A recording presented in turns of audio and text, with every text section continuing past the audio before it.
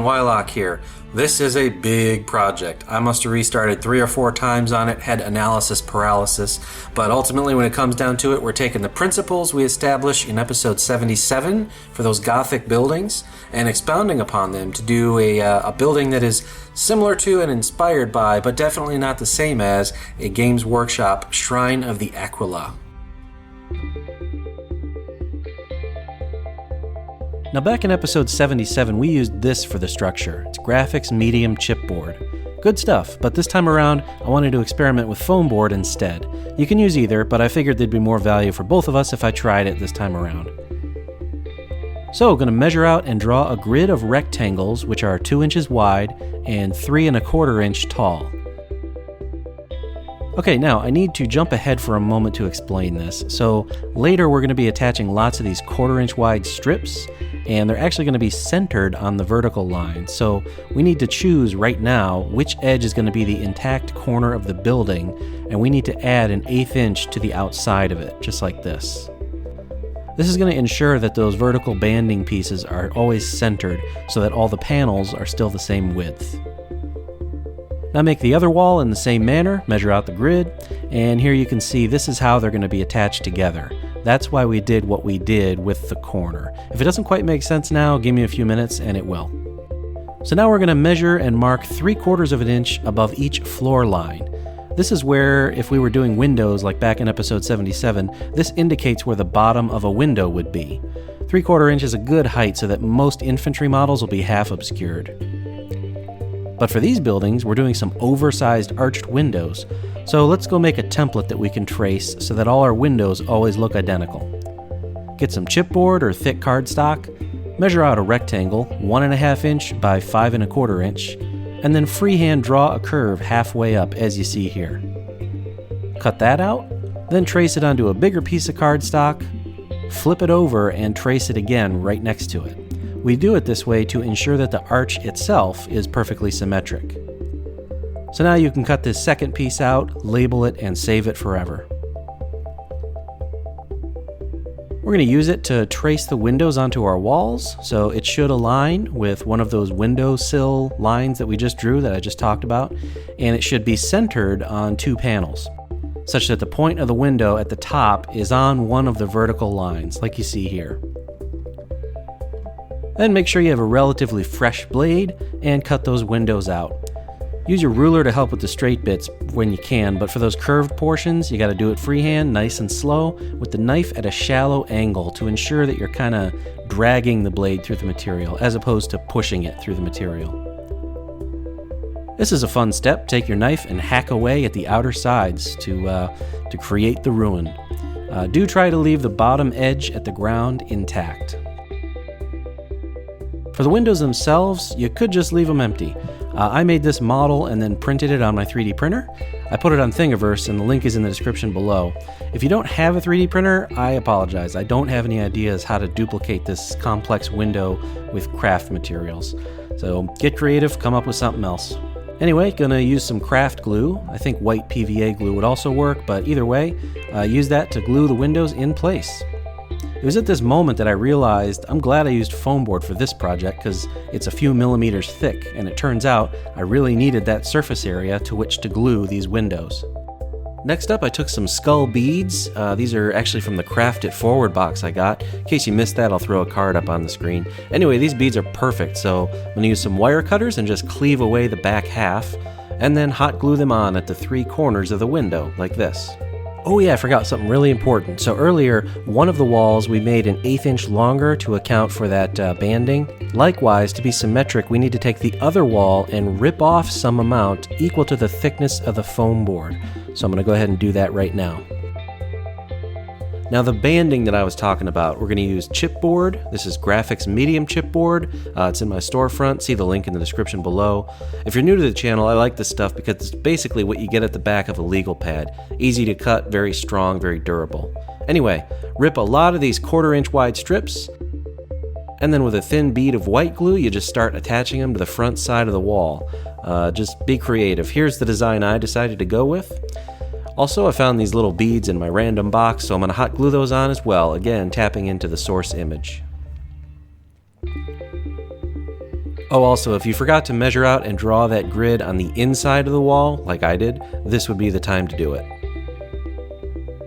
And now it's time to join them together. So, with your hot glue gun fully warmed up, line a healthy bead along the edge. Remember that you're doing this on the wall to which we added that 1/8 of an inch on the side. That's the one you want to put the glue on. And then you attach the other one. It's just a butt joint. If the other wall has any slight curvature to it, this is the time to fix that. Use 3 points of contact with your fingers to force it straight, and hold it like that until the glue is totally cool. Give it like 2 solid minutes just to be safe.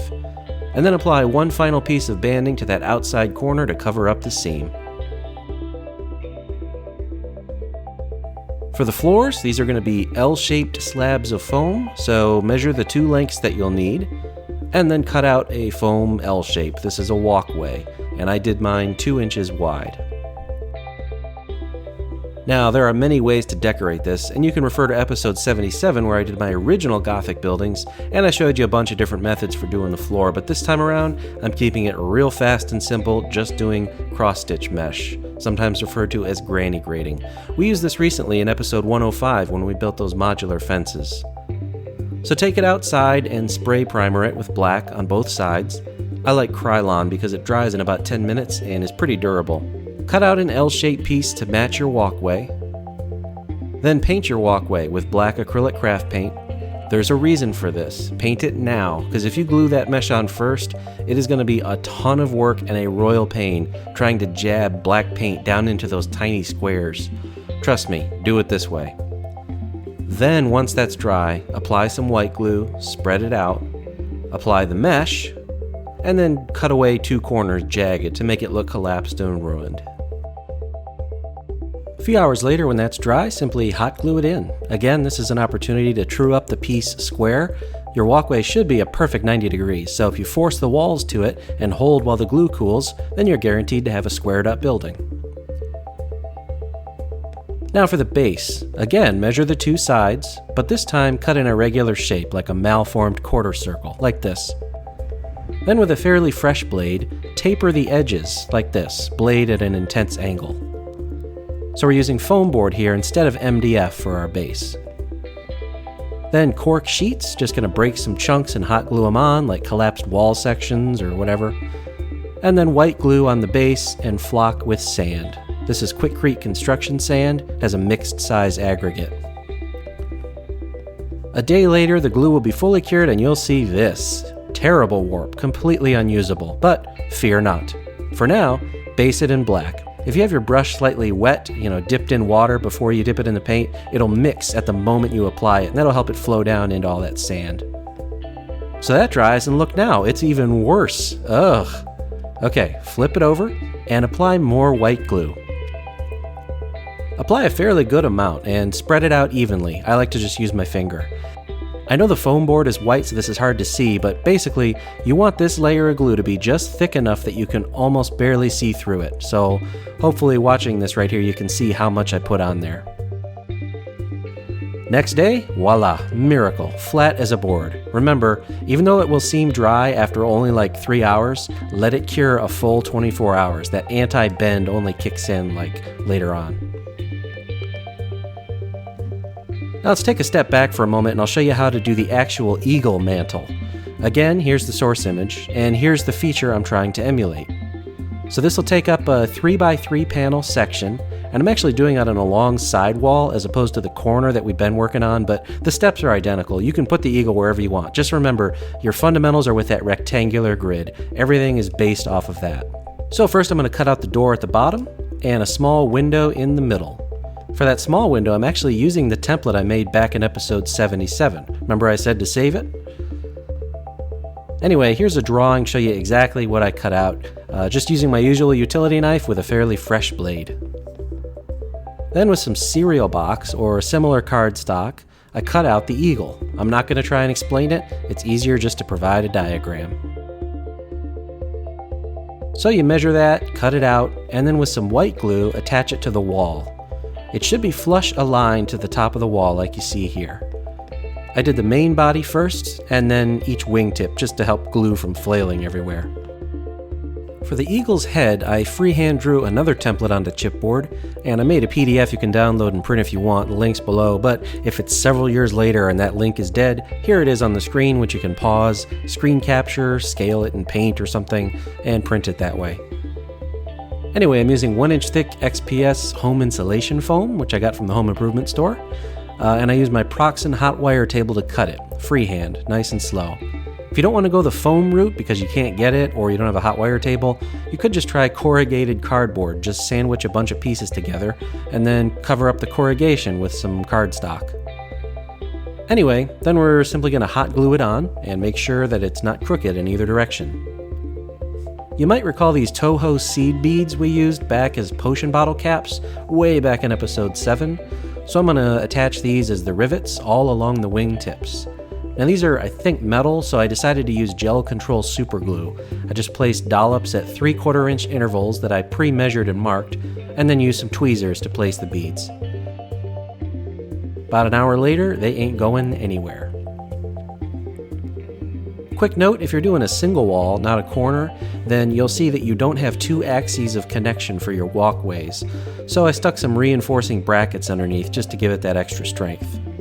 Time to black bomb. Now I actually decided to do this the long way, brushed on acrylic craft paint instead of a spray. The reason is, even if all the foam is protected, the propellant in the spray paint can still cause unwanted reactions. I've seen it dissolve certain glues, and I've seen it cause the paper to separate from the foam core inside. Actually, here's an example on a failed piece that I abandoned because of that. See the paper bubbling up?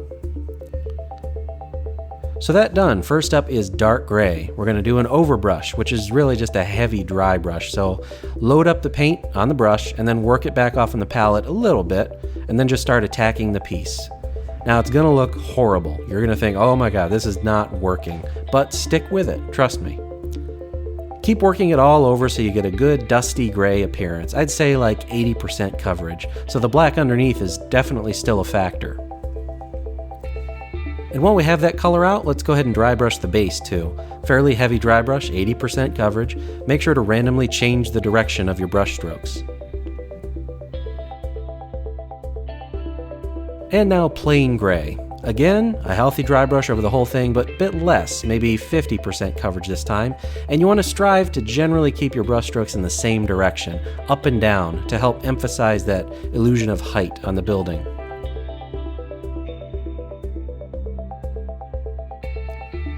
And again, do the base while you're at it. Let all that texture do the work for you. Start gentle, you can always put more on, but you can't take it back off. And now we assemble. Apply the hot glue to the base itself rather than the building. I find it easier that way. Then quickly put the base on the table, pinning it down so it's perfectly flat if it isn't already. And then slide the building up so it fits like a glove. Keep the pressure on for a good minute just to be safe. Again, for the single wall pieces, you can see that there isn't much support for that base. A bit of pressure could be bad, so take a wooden dowel or a kebab skewer, something like that, and hot glue it in place to help stabilize that first floor and the ground. I painted all my windows with metallic gold. This is Retributor armor by Games Workshop. Followed by a wash with Reikland Flesh Shade,